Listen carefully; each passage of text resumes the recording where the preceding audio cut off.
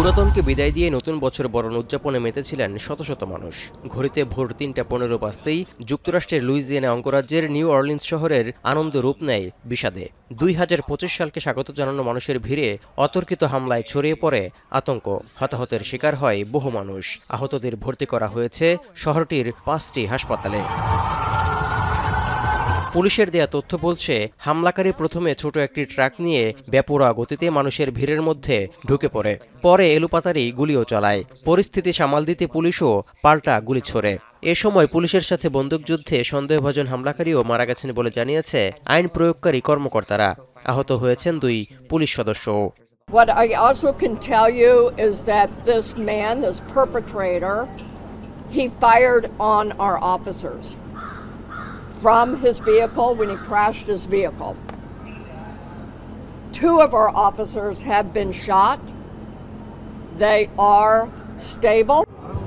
খ্রিস্টীয় নববর্ষ উদযাপনের সময় এই হামলার ঘটনাকে ভয়াবহ সহিংস তৎপরতা হিসেবে অভিহিত করেছেন লুইজিয়ানার গভর্নর জেফ ল্যান্ড্রি। সামাজিক যোগাযোগ মাধ্যমে দেয়া পোস্টে স্থানীয় বাসিন্দাদের ওই এলাকা এড়িয়ে চলার পরামর্শ দিয়েছেন তিনি। এরই মধ্যে জনগণের নিরাপত্তার স্বার্থে কঠোর অবস্থানে আইন প্রয়োগকারী সংস্থা ও সিটি কর্তৃপক্ষ। In addition to that, I'm asking the public to stay clear of 8 blocks around Bourbon Street.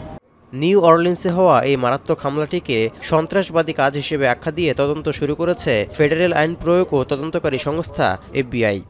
What it is right now is their improvised explosive devices that was found, and we are working on confirming if this is a viable device or not. এদিকে সামাজিক যোগাযোগ মাধ্যমে দেয়া পোস্টে এই ঘটনার তীব্র নিন্দা জানিয়েছেন নবনির্বাচিত মার্কিন প্রেসিডেন্ট ডোনাল্ড ট্রাম্প। এছাড়া গত 4 বছরে ক্ষমতায় থাকা বাইডেন প্রশাসনের কঠোর সমালোচনা করেছেন তিনি। এই অবস্থায় বিদায়ের মাসে এসে বেশ বেকায়দায় পড়তে হলো প্রেসিডেন্ট জো বাইডেনকে। ইতিমধ্যে হতাহতদের পরিবারের প্রতি শোক ও সমবেদনা জানিয়েছেন তিনি।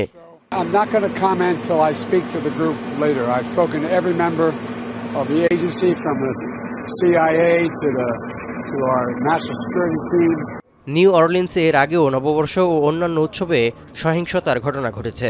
২০২৪ সালের নভেম্বরে একটি প্যারেডে গুলিবর্ষণে 2 জন নিহত এবং 10 জন আহত হন।